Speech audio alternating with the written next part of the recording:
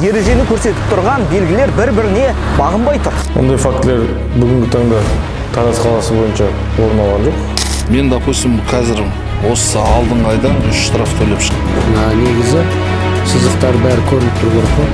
Жол белгісі тұр ма? Тоқтау керек.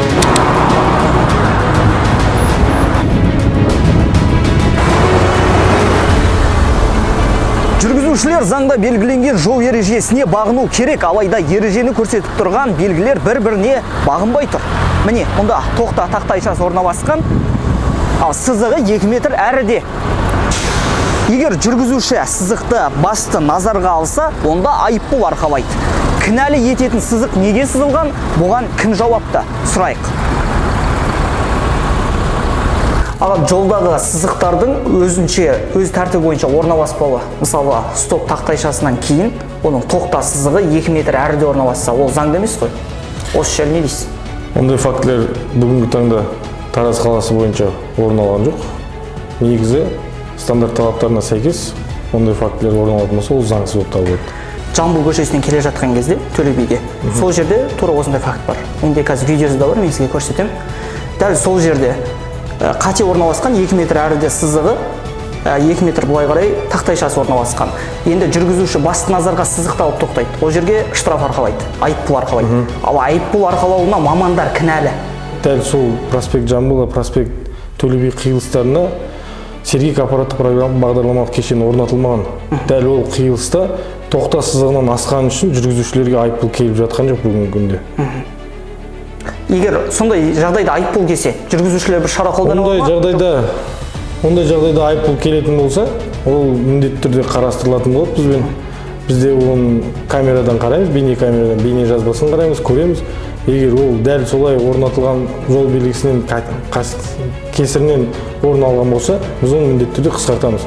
Егер жол белгісі мен жол таңбасы бір-бірімен совпадать етпей тұрған болса, бірдейленбей тұрған болса, біз оны қысқартамыз. Ал басқа да жағдайларда ол қысқартуға жатпайды. Сосын мынандай фактілер анықталып жатыр. Сергек камерасы орнатылған, бірақ жол белгісінде стоп линиясы жоқ. Бірақ камера бойынша номерге штраф келіп жатыр. Ондай кезде жүргізушілер не істейді?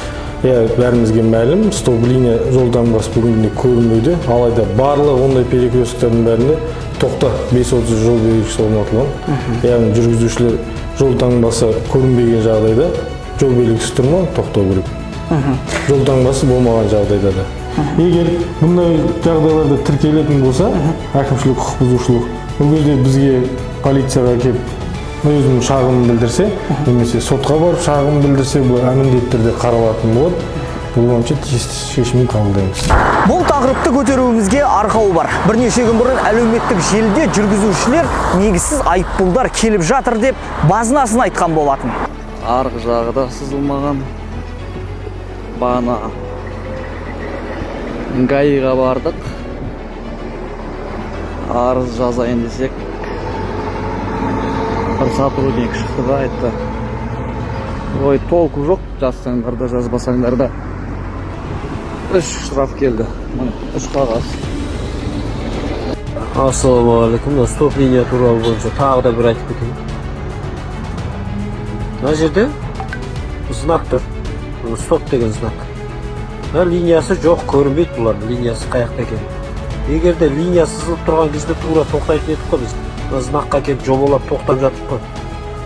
Разметканы сызыңдар, әңгіме жоқ. Сол кезде өтіп кетіп жатсақ, заңды да, мынау логикаға сай келмейді, қыста өшіріп қойсын да, көктемде қайтып қосып қойсын да. Ассалаумағалейкум халқым, Төле би Жамбыл қиылысы.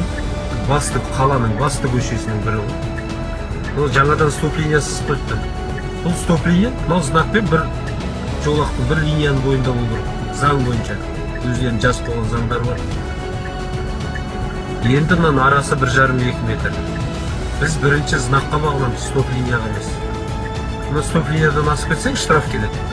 Стоп бер жағында, линиясы ар жағында немесе линия бар, вообще көрінбейді, біз бірақ айыппұл арқалап жатырық деп жатыр. Негізінде ол мәселе бар. Ондай жерлер бар. Стоп линия көрінбейді, сплошной білінбейтін жерлерде бар. Бірақ қазірден білмеймін, енді көктем келгеннен кейін ба пешеходтарды қазір бояп бастады. Енді қашанғы Мен, допустим, қазір осы алдыңғы айда 3 штраф төлеп шықтым. Біреуі стоп-линия, біреуі моргающий. Моргающий болғанда стоп-линия, мәселесі стоп-линияда ғой. Стоп-линия сен өтіп кеттің, ол жерде сызығы жоқ, оны, пожалуйста, штраф. Сызық жоқ, бірақ сіз өтіп кеттіңіз. Иә, көрінбейді, түсіндің ба? Қыстан кейін бәрі жоқ болып кеткен. Мен сәл алдыға жарты метр, 1 метр өттім, болды, маған штраф келді. Прямо енді қаланың ортасында, может быть, жақсы сызылған, шет жақтары енді айтамаймын. Жалпы қаладағы стоп-линия сызықтарға, линияларға көңіліңіз толады ма? Жоқ, 100% толмайды, өйткені сызылған көрінетін сызықтар көрінеді, көбісі көрінбейді, оның бәрі өшіп қалыватыр ғой мысалға. Кей кезде действительно ол көрінбейді, ол жерде камера болмағандықтан ба былай түспейсің, негізі сызықтар бәрі көрініп тұру керек қой. Сіздің аға тәжірибелі водительсіз ғой, жастар енді білмейді. Стоп тұрады, белгі тақтайша ше, ал линиясы 2 метр арда орналасып жатыр. Линияға барып тоқтасаң айыппұл салады дейді. Бұған көзқарасыңыз? Ол дұрыс емес. Ол өйткені линияның тұсында тұру керек қой. Стоп.